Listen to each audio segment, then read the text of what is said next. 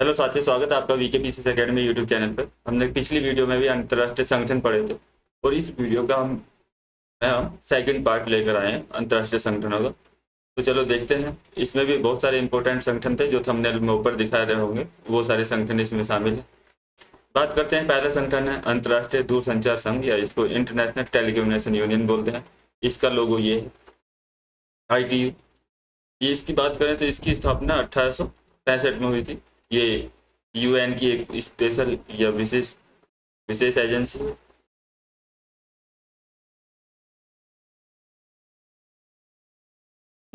इसका काम की बात करें तो जो ICT है, यानी इंफॉर्मेशन एंड कम्युनिकेशन टेक्नोलॉजी से संबंधित जितने भी विवाद ये मुद्दे होते हैं उन पर ये काम करता है। दूसरा, दुनिया भर के लोगों को एक दूसरे से जोड़ने के लिए संचार नेटवर्क को ये सुगम बनाने का कार्य करता है। आगे बात करें तो इसको 1865 में जो इसकी स्थापना हुई थी वो हुई थी अंतर्राष्ट्रीय टेलीग्राफ संघ के रूप में।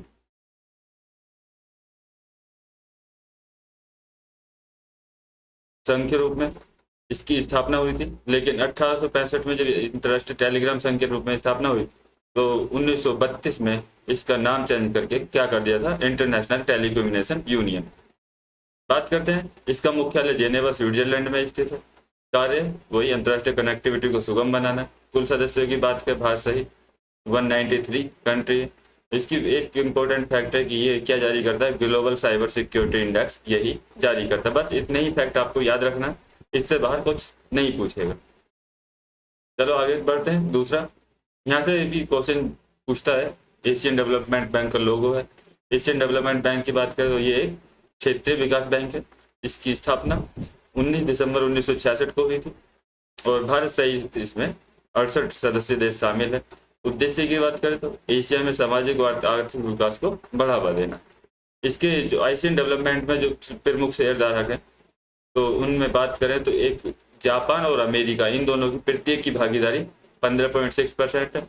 चीन की 6.4% है। भारत की हिस्सेदारी 6.4 और ऑस्ट्रेलिया की भागीदारी 5.8%। मुख्यालय की बात करें तो इसका मुख्यालय मनीला फिलीपींस में स्थित है। आगे देखते हैं। यह है एशियाई इंफ्रास्ट्रक्चर इन्वेस्टमेंट बैंक। इसकी स्थापना की बात करें तो इसकी स्थापना 2015 में हुई थी। मुख्यालय इसका चीन में एक सिटी है बीजिंग, उसमें। कुल सदस्यों की बात करें तो भारत सहित 106 सदस्य। सबसे बड़ा शेयरधारक की हम बात करें इसमें तो पहले नंबर पर चीन है और दूसरे पर भारत है। इससे यदि एशियन इंफ्रास्ट्रक्चर इन्वेस्टमेंट बैंक से सबसे अधिक ऋण लेने की बात हो तो सबसे ज़्यादा भारत ने ऋण ले रखा है $6.7 बिलियन, और उसके बाद चीन ने इससे ऋण ले रखा है। सबसे बड़े शेयरधारक में तो ऋण भी इन्हीं ने ले रखा। अभी उत्तराखंड पीसीएस में एक क्वेश्चन पूछा था ब्रिक्स, और ब्रिक्स से ही इसी तरीके से यहाँ है। यदि डायरेक्ट क्वेश्चन पूछे कि AIB दुनिया भर के 79% आबादी को कवर करती है, एक हो गया। दूसरा पूछ ले कि AIIB 65% GDP का प्रतिनिधित्व करते हैं जो AIIB के सदस्य हैं। इस तरीके से फैक्ट पूछ सकता है। ये बात करें तो वर्ल्ड बैंक के बाद दुनिया की दूसरा सबसे बड़ा बहुपक्षीय संस्था इसको माना जाता है। तो ये होगा एशियाई इंफ्रास्ट्रक्चर इन्वेस्टमेंट बैंक। आगे बात करते हैं। अंतर्राष्ट्रीय चीनी संगठन या इंटरनेशनल शुगर ऑर्गेनाइजेशन, ये इसका लोगो है। बात करें, ये एक अंतर सरकारी संगठन है। इसकी स्थापना 1968 में की गई थी। मुख्यालय की बात करें तो ब्रिटेन लंदन में है और ये भी संयुक्त राष्ट्र से संबद्ध एक एजेंसी है। उद्देश्य इसका बात करें तो वैश्विक चीनी बाजार की स्थितियों में सुधार करना और चीनी उद्योग से संबंधित जितने भी मुद्दे इसके समक्ष लाए जाते हैं उन देशों को एक मंच प्रदान करना और वाद विवाद का समाधान करना। यहाँ पर बात करें तो लगभग इसके जो 85 सदस्य देश हैं जो विश्व के लगभग 90% चीनी उत्पादन का प्रतिनिधित्व करते हैं। इन सारी चीज़ों से अलावा मुश्किल से ही बाहर से कोई फैक्ट पूछेगा, हो सकता है इस वजह से कि हाँ कोई नया इनिशिएटिव लॉन्च किया हो किसी ने, तभी ऐसा क्वेश्चन पूछेगा। आगे बात करते हैं। एशियाई प्रशांत पोस्टल यूनियन, ये talking post into the future. तो इसकी उत्पत्ति की बात करें तो इसकी उत्पत्ति तो 1961 में ही हो गई थी, लेकिन ये हस्ताक्षर के लिए जब रखा गया तो गठन इसका 1981 में किया गया। मुख्यालय की बात करें, मुख्यालय बैंकॉक के थाईलैंड में। इसमें 32 देशों का ये अंतर्राष्ट्रीय संघ सरकारी संगठन है। इसके लिए बात करें तो अभी 2024 में ही 4 साल के लिए भारतीय महासचिव विनय प्रकाश को चुना गया है एशिया पैसिफिक पोस्टल यूनियन का। इसी से संबद्ध एक और दूसरी एजेंसी है जिसको बोलते हैं यूनियन पोस्टल यूनियन। इन दोनों में कंफ्यूज नहीं होना, ये दोनों अलग अलग है। तो इसकी यूनियन पोस्टल की स्थापना की बात करें तो इसकी 1874 में होगी थी, देखो। और ये एशिया पैसिफिक की कब हुई है? 1961 में। और हस्ताक्षर जो कंप्लीट यदि स्थापना की बात करें 1981। इसकी 1874 में बहुत पहले हो चुकी। ये भी संयुक्त राष्ट्र की एक विशेष एजेंसी है। इसके हेडक्वार्टर की बात करें तो बर्न स्विट्जरलैंड में। कुल सदस्य देश 192 हैं और भारत इसमें उसी समय पर शामिल हो गया था 1876 में। इसी से संबंध इसकी स्थापना जब हुई थी उसी के उपलक्ष्य में हर साल 9 अक्टूबर को विश्व डाक दिवस भी मनाया जाता है। और आगे बात करें इसके उद्देश्य की यूनिवर्सल पोस्टल यूनियन का, तो ये है वैश्विक डाक सेवाओं का कोऑर्डिनेशन करना, मानकीकरण करना, जिससे डाक सेवाओं में अंतर्राष्ट्रीय सहयोग को बढ़ावा मिल सके। ये हो गया आपका यूनियन पोस्टल यूनियन। आगे बात करते हैं, ये भी शैवालों को लेकर के या प्रवाल भित्तियों को लेकर के ये चर्चा में हमेशा बना रहता है टॉपिक, इस वजह से इसको जानना जरूरी है। तो यह है इंटरनेशनल कोरल रीफ इनिशिएटिव, एक अनौपचारिक वैश्विक साझेदारी है कुछ देशों के मध्य। उद्देश्य क्या है भाई? दुनिया भर में जितनी भी प्रवाल भित्ति हैं और उससे संबंधित पारिस्थितिक तंत्र है उसको सुरक्षा प्रदान करना। ये बाध्यकारी, किसी देश पर बाध्यकारी नहीं, यानी नॉट लीगली बाइंड। गठन की बात करें इसका तो कुछ जो दक्षिण पूर्वी एशियाई या प्रशांत महासागर के जो तटीय देश हैं वो Australia, France, Japan, Jamaica, Philippines, Britain और यूएसए ने मिलकर इसकी स्थापना की थी। इसकी शुरुआत की बात करें तो 1994 में बारबाडोसा में छोटे से द्वीप में ना, तो क्या हो रहा था यहाँ पे एक विकासशील राज्यों के लिए एक सतत विकास पर यूनाइटेड नेशंस वैश्विक सम्मेलन चल रहा था, उसी में ICRI की स्थापना हुई थी। इसमें बात करें तो इसमें 102 सदस्य देश हैं, जिनमें 102 सदस्य हैं जिसमें कुछ संगठन भी शामिल है और उनमें 45 देश भी हैं, बाकी अन्य संगठन है जो दुनिया की 75% कोरल रीफ के संरक्षक माने जाते हैं। भारत भी इसमें शामिल है। आगे बात करते हैं सार्क। सार्क एक तरीके से निष्क्रिय हो गया, लेकिन आपको फिर भी पता होना चाहिए इसके बारे में 2 फैक्ट, क्या इसकी स्थापना और इसका अंतिम अधिवेशन या सम्मेलन कब हुआ और किस वजह से ये रद्द हो गया या निष्क्रिय हो। तो यहाँ से रिलेटेड क्वेश्चन कहीं भी मेंस में पूछा जा सकता है IR में। तो इसकी स्थापना की बात करें तो 8 दिसंबर 1985 को ढाका में जब सार्क चार्टर पर हस्ताक्षर हुए थे उसके साथ ही इसकी स्थापना हुई। सचिवालय की बात करें तो इसका काठमांडू नेपाल में। उद्देश्य की बात करें इसकी तो दक्षिण एशिया में आर्थिक वृद्धि, सामाजिक प्रगति, सांस्कृतिक विकास में तेजी लाना, सभी व्यक्तियों को गरिमापूर्ण जीवन जीने का अवसर प्रदान करना और उनकी क्षमताओं का आकलन करना। सार्क की स्थापना के उपलक्ष्य में ही प्रत्येक वर्ष 8 दिसंबर को सार्क दिवस भी मनाया जाता है। इसमें हम बात करें तो सार्क के जो 14वां शिखर सम्मेलन 2007 में हुआ था उसमें अफगानिस्तान इसमें शामिल हुआ था। यानी अफगानिस्तान से पहले जब ये यानी बांग्लादेश, भूटान, इंडिया, मालदीव, नेपाल, पाकिस्तान और श्रीलंका, इन दोनों ने सबने मिलकर के स्थापना की थी और 14वें शिखर सम्मेलन 2007 में अफगानिस्तान शामिल हुआ था और ये इसके सदस्य देश है। सार्क का अंतिम शिखर सम्मेलन की बात करें जब मोदी सरकार आई और आतंकवाद को लेकर के इन्होंने कड़ा प्रहार किया, उसी समय से कि हाँ या तो बातचीत होगी नहीं तो आतंकवाद को खत्म करो तभी बातचीत होगी। तो इस वजह से इसका ये उसी समय से निष्क्रिय। तो इसका जो अंतिम शिखर सम्मेलन था वो 2014 काठमांडू नेपाल में हुआ था जो 18वां शिखर सम्मेलन था। और पाकिस्तान को 19वें शिखर सम्मेलन की मेजबानी करनी थी 2015 में, लेकिन राजनीतिक परिस्थितियां ऐसी हो गई उस टाइम पर जो वो नहीं कर पाया और तब से ये निष्क्रिय बना हुआ है। तो ये आपको पता होना चाहिए। आगे बात करते हैं UNWTO या संयुक्त राष्ट्र पर्यटन संगठन। ये भी एक अंतर्राष्ट्रीय संगठन है जो पर्यटन को बढ़ावा देने और टिकाऊ समावेशी बनाने के लिए काम करता है। स्थापना की बात करें तो 1975 में इसकी स्थापना की गई थी। मुख्यालय की बात करें तो मुख्यालय इसका मैड्रिड स्पेन में है। सदस्य की हम बात करें तो भारत सहित 160 सदस्य देश इसमें शामिल है। भारत इसकी बात करें तो पिछले 19 वर्षों से कार्य एग्जीक्यूटिव काउंसिल का सदस्य है UNWTO का और 2 बार इसका अध्यक्षता भी कर चुका है। इसकी स्थापना के अवसर या उपलक्ष्य में ही प्रत्येक वर्ष 27 सितंबर को विश्व पर्यटन दिवस मनाया जाता है। और वैसे डायरेक्ट पूछ सकता है, इस वजह से मैंने दिवस भी जोड़ दिए कि हाँ किसके बिहाफ पे कौन सा दिवस मनाया जाता है। आधिकारिक भाषाओं की बात करें तो अरबी, अंग्रेजी, फ्रेंच और रूसी और स्पेनिश इसकी आधिकारिक भाषाएं हैं।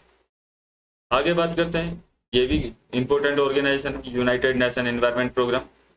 तो ये 5 जून 1972 को स्थापित एक प्रमुख वैश्विक पर्यावरण प्राधिकरण है। यह वैश्विक पर्यावरण एजेंडा निर्धारित करता है और यूएन प्रणाली के भीतर सतत विकास को बढ़ावा देता है और दूसरे संगठनों के जैसे यूएनडीपी से के साथ मिलकर ये काम करता है। वैश्विक पर्यावरण के लिए एक आधिकारिक एजेंसी के रूप में कार्य करता है। मुख्यालय की बात करें तो केन्या, तो दक्षिण या साउथ अफ्रीका या अफ्रीका महाद्वीप के पूर्वी तट पर है केन्या, और उसकी राजधानी नैरोबी में इसका मुख्यालय है। यहाँ पे कुछ इंपॉर्टेंट चीज़ें हैं कि इसके यूएनईपी द्वारा कुछ रिपोर्ट जारी की जाती हैं, जैसे emission gap report, UNEP adaptation gap report हो गया, ग्लोबल इन्वायरमेंट आउटलुक हो गया, फ्रंटियर से एक रिपोर्ट होगी, और इन्वेस्ट इन हेल्दी प्लेनेट हो गया। ये रिपोर्ट है यूएनईपी द्वारा ही जारी की जाती है। इसके प्रमुख अभियान भी हैं जो इसने चालू कर रखे हैं, जैसे बीट पोल्यूशन हो गया, UN75 हो गया, और वाइल्ड फॉर लाइफ हो गया। इसकी स्थापना के उपलक्ष्य में ही प्रत्येक वर्ष 5 जून को विश्व पर्यावरण दिवस मनाया जाता है। आगे बात करते हैं OECD की। तो ये भी एक अंतर सरकारी आर्थिक संगठन है। इसकी स्थापना आर्थिक प्रगति और विश्व व्यापार को प्रोत्साहित करने के लिए की गई थी। इसके अधिकांश सदस्य उच्च आय वाली अर्थव्यवस्थाएं हैं जिनका मानव विकास सूचकांक बहुत अधिक है और उन्हें विकसित देश माना जाता है। OECD की स्थापना की बात करें तो इसकी स्थापना 1961 पेरिस फ्रांस में की गई। कुल सदस्य की बात करें तो 38 है। भारत इसका भाई OECD का सदस्य नहीं है, लेकिन फिर भी एक प्रमुख आर्थिक भागीदार के रूप में इसके जो सम्मेलन होते हैं उसमें भाग लेता है। इसके द्वारा रिपोर्ट जो जारी की जाती है OECD के, तो ये है एक सरकार एक नज़र में 38 देश हैं, 38 देशों की हर एक अर्थव्यवस्था पर ये एक रिपोर्ट जारी करता है सरकार एक नज़र। दूसरा एक OECD बेहतर सूचकांक भी ये जारी करता है। ये हो गया आपका OECD। ये ध्यान रखना कि इन जितने भी यहाँ पे फैक्ट या तथ्य दिए हुए हैं उससे बाहर पेपर में कुछ नहीं पूछने वाला है यदि उसने कोई नया इनिशिएटिव लॉन्च नहीं किया है। बाकी मैंने देख लिया कि हाँ कुछ जहाँ पे इनिशिएटिव लॉन्च हुए हैं वहाँ मैंने वो बता दिए। आगे देखते हैं, food and agriculture organisation of the United Nation, यानी यूनाइटेड नेशन की एजेंसी। ये यूएन की एक विशेष एजेंसी जो इसका उद्देश्य है कि भूख को समाप्त करना और अंतर्राष्ट्रीय जो प्रयास किए जा रहे हैं उनका नेतृत्व करना। स्थापना की बात करें तो इसकी स्थापना 1945 में हुई थी। ये बात करें इसमें यहाँ पे 3 संगठन इससे एलाइड है, जैसे संयुक्त राष्ट्र संगठनों में से ये एक है। जो इसका हेडक्वार्टर की बात करें तो हेडक्वार्टर इसका रोम इटली में। इसके अलावा इसी से संबंधित जो संस्थाएं, एक है वर्ल्ड फूड प्रोग्राम और दूसरा है कृषि के लिए इंटरनेशनल कोर्स, यानी international fund for agriculture development, यानी इसको IFAD बोलते हैं। ठीक है, इसी की बात करें इसकी स्थापना के उपलक्ष्य में ही 16 अक्टूबर को विश्व वर्ल्ड फूड डे मनाया जाता है। इसकी प्रमुख पहल है, उनको जान लेते हैं। तो पहली है globally important agriculture heritage sites. ये इम्पोर्टेंट है, हाँ ये किसके द्वारा प्रारंभ की गई है तो आपको पता होना चाहिए, ये FAO द्वारा जारी की गई। दूसरा, जो मरुस्थलीय टिड्डी जो पाकिस्तान या अफ्रीका महाद्वीप को क्रॉस करके ईरान इराक को क्रॉस करके पाकिस्तान को क्रॉस करके ये भारत में भी 1-2 बार आई है, तो उनकी स्थितियों पर भी FAO नजर बना के रखता है। ये कोडेक्स एलिमेंट्री कमीशन जो खाद्य मानक जो निर्धारित करता है, पीछे इसी से संबंधित एक विवाद भारत का गया था। तो ये मानक क्रियान्वयन जो कार्यक्रम है, खाद्य मानक जो है उनके क्रियान्वयन के संबंध में सभी मामलों के लिए ये जिम्मेदार निकाय है।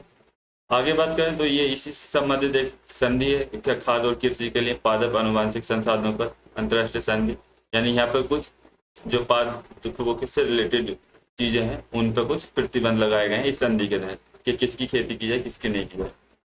हो गए। इसके बाद हम देखते हैं कुछ छोटे छोटे संगठन, वो भी आपको पता होना चाहिए। तो पहला वर्ल्ड इंटेलेक्चुअल प्रॉपर्टी ऑर्गेनाइजेशन है। इसकी स्थापना 1967 में की गई थी। मुख्यालय की बात करें जेनेवा स्विट्जरलैंड में, और इसमें 193 देश हैं और ये यूएन की जो है एक स्ववित्तपोषी एजेंसी मानी जाती है। आगे बात करते हैं इंटरनेशनल रिन्यूएबल एनर्जी एजेंसी।